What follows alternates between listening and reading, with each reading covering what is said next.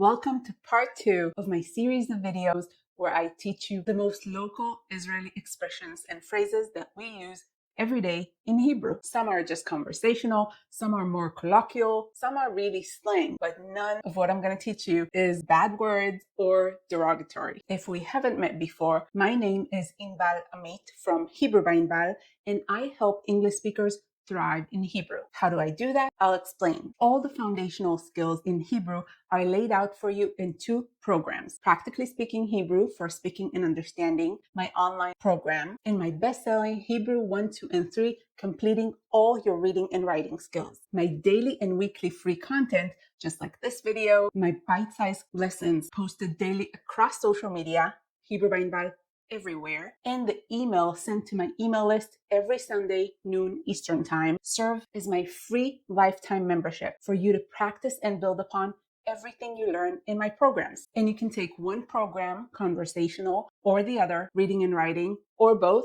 and in any order. That is all part of my unique approach. All my methods are unique, developed by me, are all tailored to English speakers, and are a big part of my super high success rates. So if you want to learn Hebrew in a way that is easier, faster, so much more motivating and rewarding, check out my programs in the description, where you will also find my website with free guides and all my resources. So check it out in the description. And now let's dive into part 2 of the most local expressions and phrases that we Israelis use all the time. The first has several variations, which depending on the tone can be more neutral or more negative. They all express literally what is going on, what is happening, what's the deal. But when used in a negative tone, they express that we are very unhappy, that it's not going as expected, that it's not going fast enough. We are not happy campers. So let's learn the variations. The first is ma nihiya. It literally means what has become. And used negatively, it would sound like this. Mania, it means what is happening? Why is this thing not going according to how it should? Quality or time-wise. Mania, a second variation, is ma iye, literally what will be. Ma iye, how many times do I need to come here to try to resolve this? Ma iye, or the first variation, mania. A third variation that is very common is ma nisgar. Nisgar is closing, so it doesn't make a lot of sense when we translate it, but it has exactly the same meaning. What is going on? What is happening? What's the deal? Why is this thing not happening fast enough or correctly? Mania, maye, manisgal. Our next expression conveys talking badly about someone. We use the Hebrew word for to make something dirty, and this is how we use it. If I want to express to someone, don't talk ill, don't gossip, don't talk badly about whoever that is, and I'm speaking to a man, I will say, al telachlich. Don't make this thing dirty, using the masculine form, al telachlich. Don't talk ill of Inbal, speaking to a man. Al telachlich al Inbal. If I'm speaking to a woman, I would say, al telachlichi al Inbal. Don't gossip, don't talk ill, don't say bad things about Inbal. And we conjugate this verb in any tense, person, and number, so that if I want to say that someone spoke ill of me and that person was a man, I will say, hu lichlech alai. So we conjugate this verb and we mix in the right people expressing, speaking ill, gossiping, saying bad things about yourself or someone else. Lilachlech, to speak ill of someone. Our next expression is all about meddling, and we use the literal words that describe sticking your nose into something, someone else's business. We say to push your nose, to express sticking your nose into someone else's business. Litchof et ha'af, to push the nose. So if I want to say don't meddle, and I'm speaking to a man, I will say al tidchof et ha'af. And if I want to say that someone meddled and that someone is a man, I will say hu dachaf et ha'af. He meddled. He pushed his nose, stuck his nose into someone else's business, mine or someone else's. Our next expression is built on something that probably most of you already know. How do we say thank you in Hebrew? Toda. How do we say thank you very much?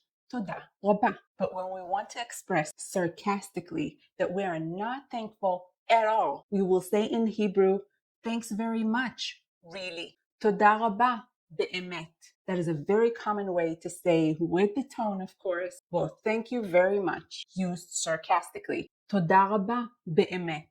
When you're not happy at all and definitely not thankful for that person. Continuing to another expression that uses exactly the same format of flipping something positive used sarcastically, and this is one that I use as well, is a very common way to express frustration with someone that you care about, that you don't want to be actively, overtly mad at, but you're very frustrated. So you sarcastically say, good health to you, or bless you, because you really want the best for them, but they are driving you crazy. And it goes like this. If we are speaking to a man, we will say, שתהיה לי בריא.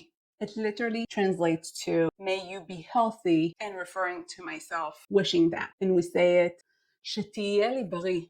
How many times do I have to ask you to do the dishes, to clean your room? שתהיה לי בריא. It's a way to express frustration with someone you care about so that you don't say words that are worse. And if you're saying it to a woman, you say, שתהי לי בריאה. שתהי לי בריאה. שתהי לי בריאה.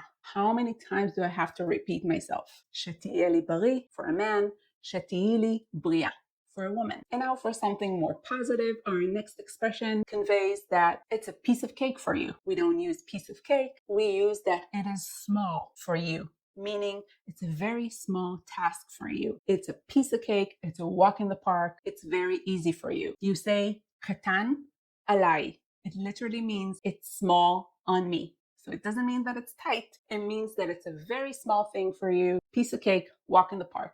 קטן עליי. I can ace this exam without learning. קטן עליי. I will nail this job. I am not sweating it. קטן עליי.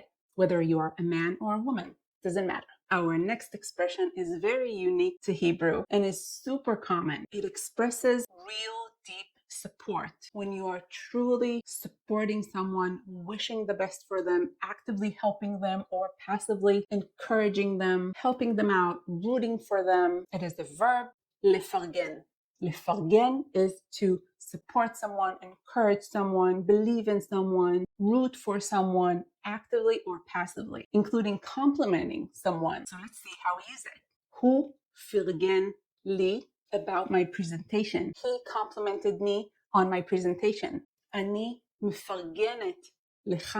I am supporting you if you are a man, rooting for you, encouraging you when it comes to the decision that you took. I'm supporting you, rooting for you. Again, we conjugate the verb based on the tense, the person, and the number. And it's a super common expression used by Israelis. Our next expression is in the same area of supporting, encouraging, boosting someone, and it literally means to lift up for them. Another verb, להרים. להרים is used outside this context in Hebrew to express to lift something up. To lift the table, to pick up the table is להרים. And using this expression, it conveys that we are boosting someone up, we're supporting them, we're encouraging them, we're complimenting them. So here's how we use it. He boosted him up. He encouraged him. He complimented him. הוא הרים לו. We conjugate the verb based on the tense, the person, and the number, expressing, again, to support, to compliment, to boost, to encourage, all the good things that we all love. And if you like any of these expressions, and when I put them in the sentence, you're like, Inbal, that is where I get lost. I can learn these expressions, I can memorize them, but I cannot put them in a sentence, which is why I can't speak.